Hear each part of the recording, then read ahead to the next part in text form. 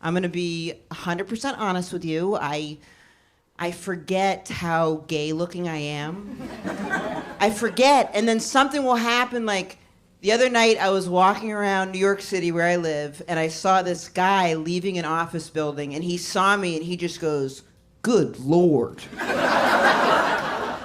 And I was like, good. I turned behind me. The person behind me was like,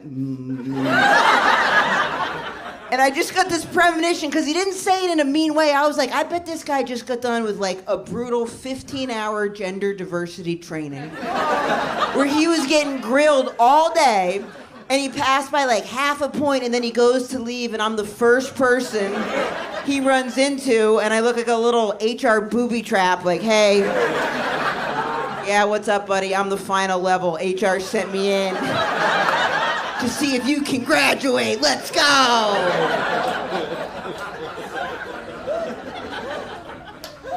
My mom called me today, and she was like, the country is so divided right now.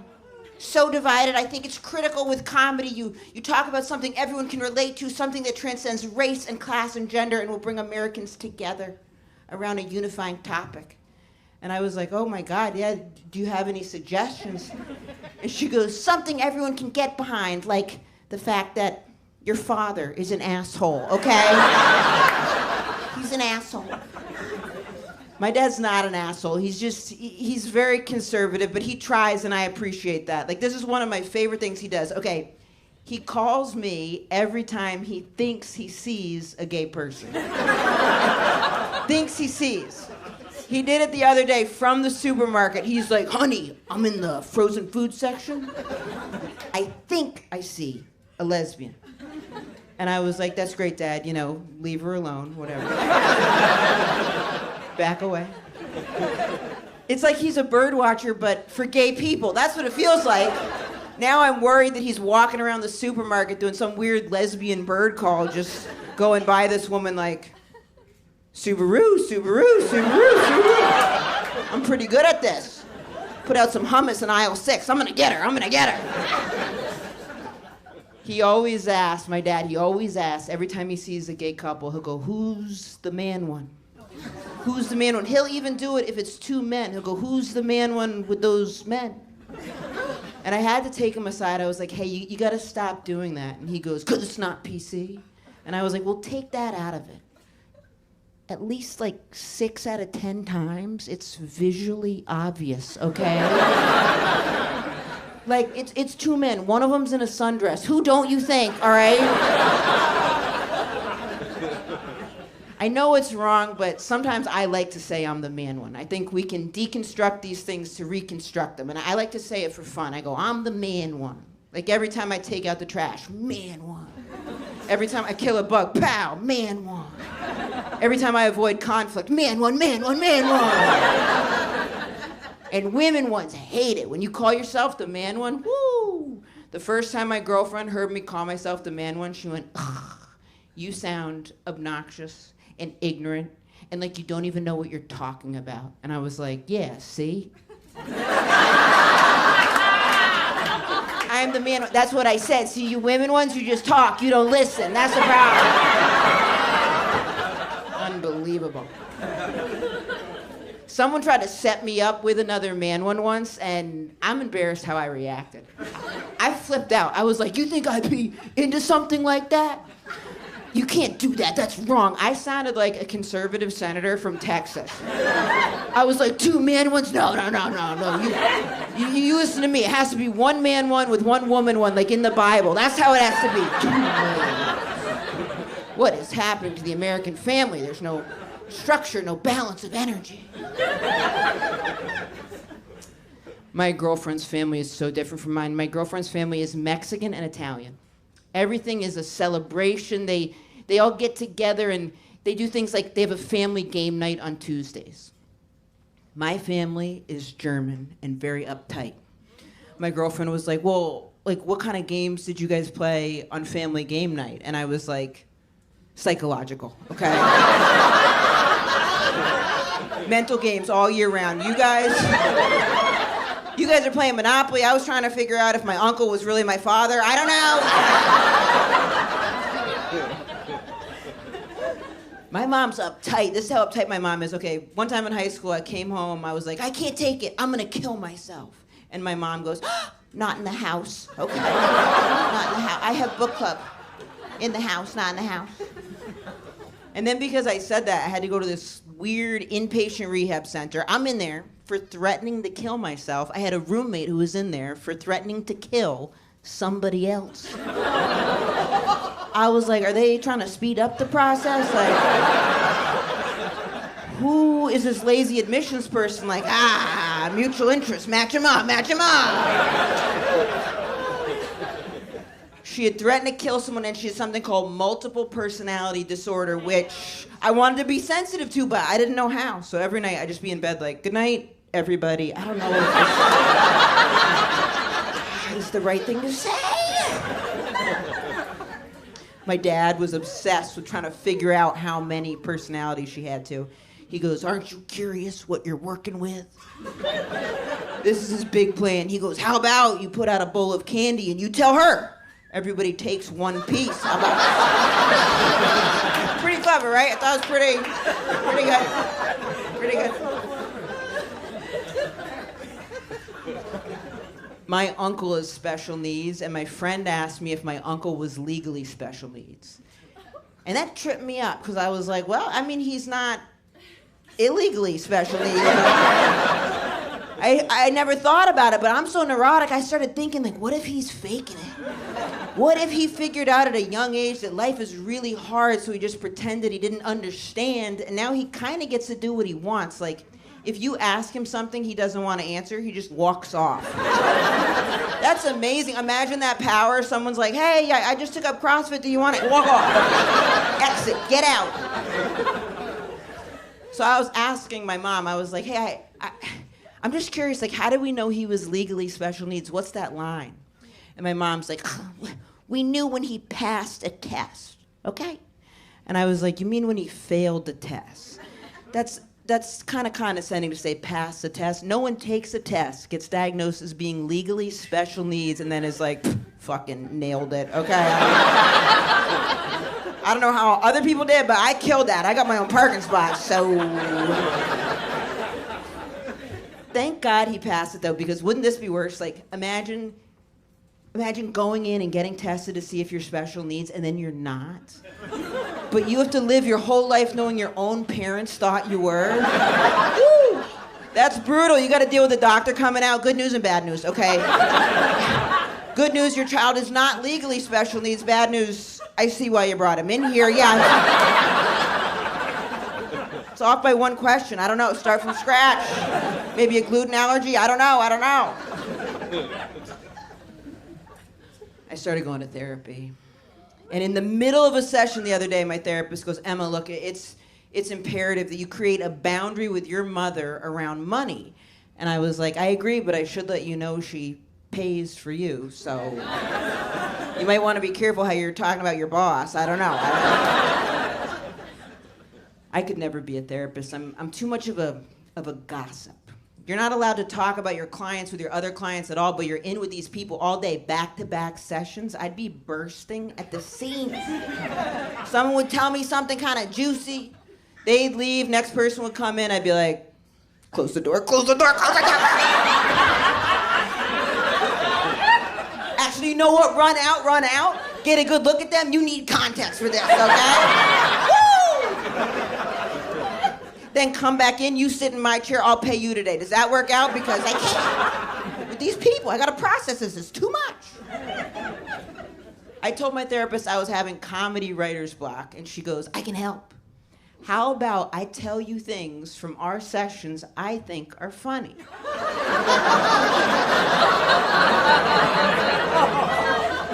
And I was like, I didn't think anything from our sessions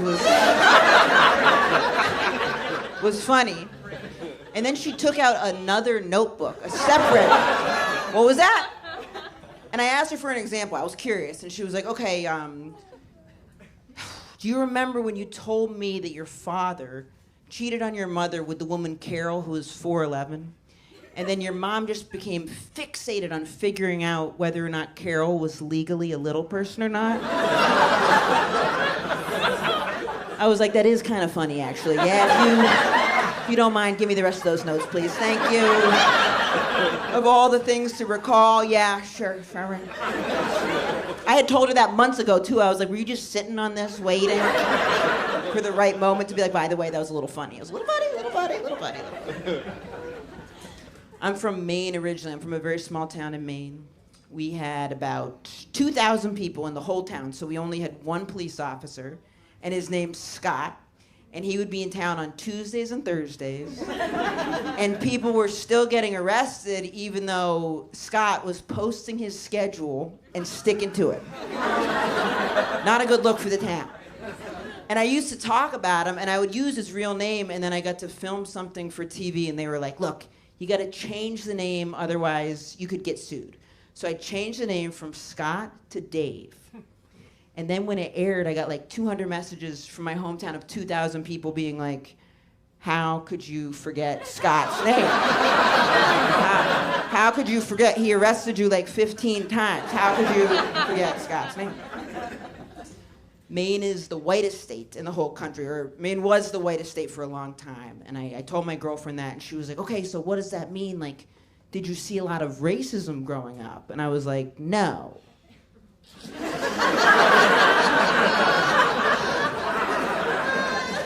And she was like, that's great. And I was like, maybe I'm not describing it well. I didn't see any different races. That's what I'm trying to tell you. I saw no different races. The other day, someone was like, that's not true. I know a black person from Maine. And I wasn't even trying to be silly. I was just like, is it Sebastian Green? And they went, what the hell? He moved. You gotta update. You gotta update your weird little book. One thing I appreciate about being from a small town is everybody stays up on everything, which can feel suffocating when you're there, but over the years it was nice. Like, years ago I played a murderer on a TV show. Just a quick little part. I killed someone. That was it, right? And when I would go home for years after that aired, people would see me at the grocery store and they'd be like, murder. And I'd be like, it was fun. And I love the idea of someone having no context and just seeing someone go murder and me being like, yeah, you know, I'm trying out here. I'm trying. So that was all fun and games until I was in New York and I was standing next to this woman at a coffee shop and she goes, I'll have a coffee and she's famous. So I was like, oh, you saw me be a murderer? I thought only people in my hometown saw that, but yes, that was me, you know, murder. And she looked kind of confused, and then I realized she didn't say, I'll have a coffee and she's famous. She said, I'll have a coffee and a cheese Danish. So to this poor woman, she orders a coffee and a cheese Danish, and I excitedly go, oh, you saw me be a murderer? Oh. I thought only people from my hometown saw that, but yeah, that was me. Murder, like the most loose-lipped psychotic murderer ever. How many things had to go wrong to create that moment? And as I realized what happened, I turned bright red, but then she freaks me out because she didn't freak out. She didn't freak out. She just took it in and went, well, good luck with that, and walked off. Petrifying. I love Law and Order Special Victims Unit. That's my guilty pleasure. And it's just like sometimes everything feels so like convoluted and crazy, and then Law and Order Special Victims Unit, right, wrong, dun dun, justice, you know. But I think it's weird they call it Special Victims Unit because aren't all victims special? Like, could you imagine being the victim of a stabbing and you go in to report it at Special Victims Unit and they're like, wrong unit. This unit's for special victims.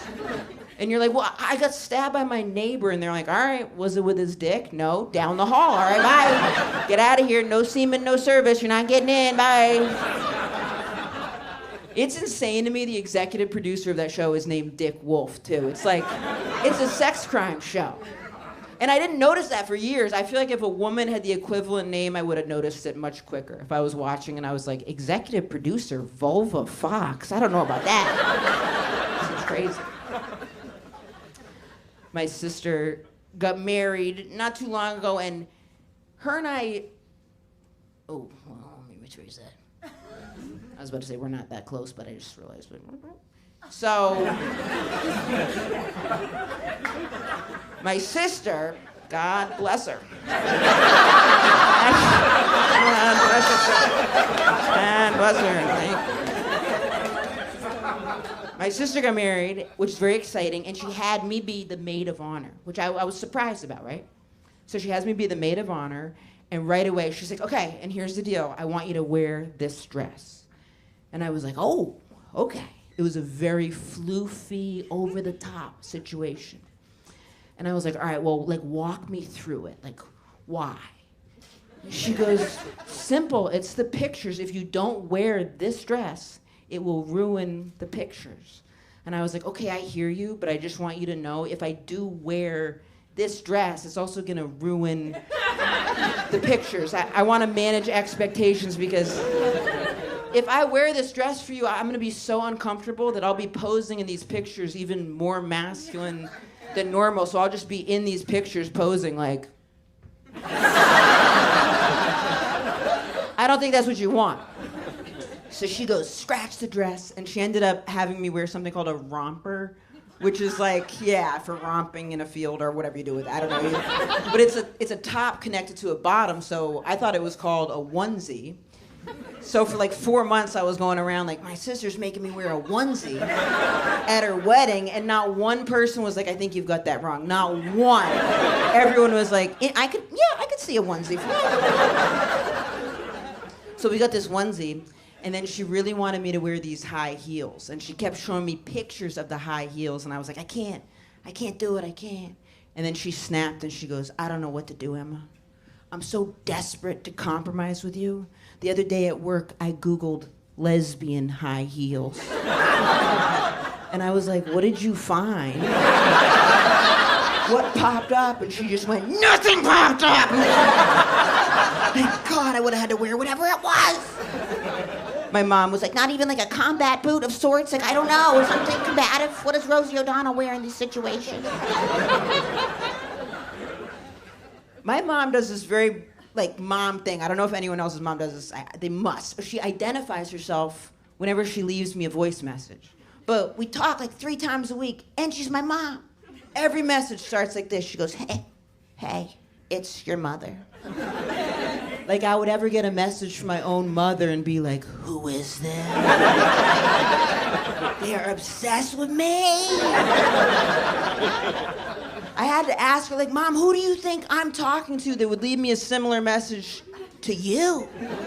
Just calling me up like, hey, I was looking at pictures of you and your sister in the tub as babies. So cute. I just showed everybody at book club. Side note, Nancy didn't read the book again. Anyway, call me back. It's Rodrigo, your landlord. Rent is due. I'm thinking about ya.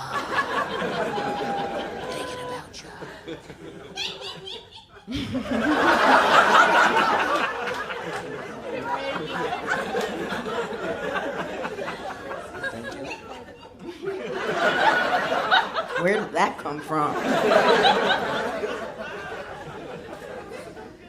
My sister's a nutritionist, which is great. Love to get the advice. But the other day she told my dad, she's like, you're inflamed. She goes, you need to try something simple like the caveman diet where you only eat things you could hunt or gather. And I was like, okay, but like, you think he can't gather a Pop-Tart? Like, I think he can hunt up some DiGiorno, something, you know. He can do that. She has her kids drink pea milk, which is great, but intense. I was babysitting and she was like, okay, the pea milk is in the fridge. I said, what? The pea milk? And she was like, yes, Emma, milk from peas, that's what we drink. And I was like, oh my God. Really? Pea milk? And she was like, don't be immature about it. And I was like, I won't. 10 years ago, if you told me I had to drink pea milk, I would have thought I was about to meet R. Kelly. That's what I would have thought. Why does my sister have his pea? I don't think that's the weirdest name for a food product, though. I think that's nut butter, which every time I see nut butter, I'm always like, She was like, don't be immature about nut butter either. We also have that in the house. And I was like, I won't be immature about it. Just tell me where you keep the dick salt and we'll keep it moving. When I first saw nut butter, I was like, this is confusing. People are gonna think it's a moisturizing butter for nuts. That's what I thought. And I was worried. I was like, this is no good. People are gonna buy it. They're gonna put it on their nuts. It's gonna be pandemonium. And then I realized there is no widely marketed moisturizing butter for nuts. That's crazy to me. There should be something. Something like Dove, every ball sack is beautiful. Something. In Sephora, there are just sections of face cream for women. There should be a little corner for nuts. Something. I also don't know how things went so wrong as a society that I'm the one bringing up a need for nut moisturizer. Like, how did we get here? My friend was like, dude, it's not a conspiracy. It's not needed. This is what he said. He was like, look, if I don't take a shower for a couple days and oil forms around my nuts. I don't know why I'm giving him such big nuts. Whatever. Boom. He goes, and oil forms around my nuts, and they're moisturized. They're good to go. And I was like, oh, interesting. Okay. Interesting. And then I told a couple people that, and they were like, no, your friend has fucked up nuts. Okay. He's got like a medical condition. That friend of mine, Steve, he had me dog sit for him, and he lied to me. He was like, the dog's trained, he's an angel. This dog, not trained. Saying this dog is trained would be like someone on a dating app saying they live in a gated community, but they live in prison. It's like that. The dog is not trained. And I'm not allowed to have dogs in my apartment building, so I was like, oh, this is a disaster. But I thought it was all good, and then I was with the dog, I ran into my landlord. And he goes, no dogs. That dog has to go, unless it's a service animal.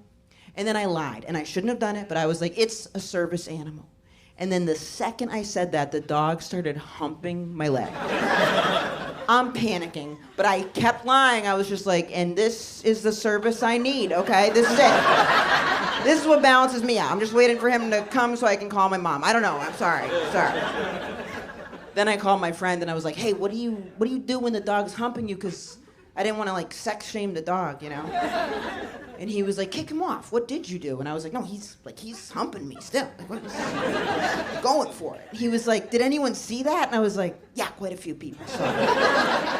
And then he was like, it's okay. It's so obviously a boy dog, and you're so obviously gay, no one will think it's sexual. And I was like, ooh, I wasn't worried about that. That hadn't even occurred to me that people be walking by like, lesbians are disgusting. Gay people, gross. For a while, my opening credit was that I had opened for Louis C.K. That was my opening credit. I was opening for him right before he got in trouble for jerking off in front of his openers. Bad timing. My mom called me hysterical. She was like, oh my God, you're doing comedy with him? Did he jerk off in front of you? And I said no, and then she went, oh, were you the only one? Like, I messed up. That's what it felt like. I couldn't help it. I got defensive. I was like, I'm not the only one, okay? There were others, and we have our own movement. There's Me Too, and then there's Not Me. That's us, all right? We go to the marches. We hang in the back. I've thought so much about what he did, and doesn't it seem like when it comes to, like, not jerking off in front of people when they don't want you to, it'd be so easy to not do that? Like, none of you guys are doing it. I don't even know what I'd do if someone was, to be totally honest. Maybe, like, if I tried a new joke and no one liked it, but you started jerking off, I'd be like, I appreciate that, man. Had that new joke go, well, one guy liked it a lot, so I don't know. Let's see, we'll try it again. Show business is brutal. I don't know when I started doing this, but for the past couple months, I've been commenting on porn videos. It's very compulsive, and I'm doing it as a way to give back. That's what I tell myself, because I comment on the video if the title of the video doesn't match up with the content of the video. I say something, you know? And I didn't realize how weird it was to be a porn commenter. Till my friend was like, dude, can you believe some idiots think real people comment on porn videos? And I was like, who do you think comments? And he goes, robots. Obviously, it's just robots trying to get people to go over to their page. And I was staring out the window of an Uber like, it's not all robots. He got in my head. I was gonna stop, but then I saw this one. It was titled, verbal wife gets banged out by neighbor, and verbal was in all caps. And then she said nothing. So I felt like I had to say something, you know? Not on my watch. I took it right to the comments. I was like, hey guys, this is clickbait. I watched the whole thing. I checked the sound on my computer. She's not verbal. He's not verbal. It's not verbal. If you're looking for a verbal woman, go over to Alabama Housewife on the next page. Boom! Trying to be friendly. Save people some time. So I do this. I forgot about it. Then I was having dinner at my sister's house, and I got an alert that somebody had commented on my comment, which I didn't even know you could do that. I took my phone out right away. I was trying to check it. Pow. The second my phone was in my hands, my sister goes, Emma, no phones at the dinner table. It's a bad example for the kids. And I was like, you have no idea how bad an example this is for the kids. But I had to check it. This is what this guy said. He was like, hey, thank you so much for your comment. It was my anniversary with my wife. I had 10 minutes to come and get ready for dinner, and if it wasn't for you, I would have wasted time on this video. At this point, I put my hand over my heart and started talking to myself. I was like, that's why you do what you do. That's why you gotta keep commenting. He goes, but because of you, I came quickly. I had time to wrap her anniversary present. That same dinner, my sister goes, Emma, I'm curious, do you ever do anything for other people? And I was like, you have no idea. I always think of porn as something that has an edge to it, and that's why it gets sought out, because it's like we're looking for something a little edgier than what we have in our sex life. It's like why it's fantastical a little bit, you know? And my friend was like, no way. Nope. Everything I look up, I would do in real life. And I was like, what do you look up? And he goes, gangbang. Gangbang porn. And I was like, you would go to a gangbang. You, with your social anxiety, would go.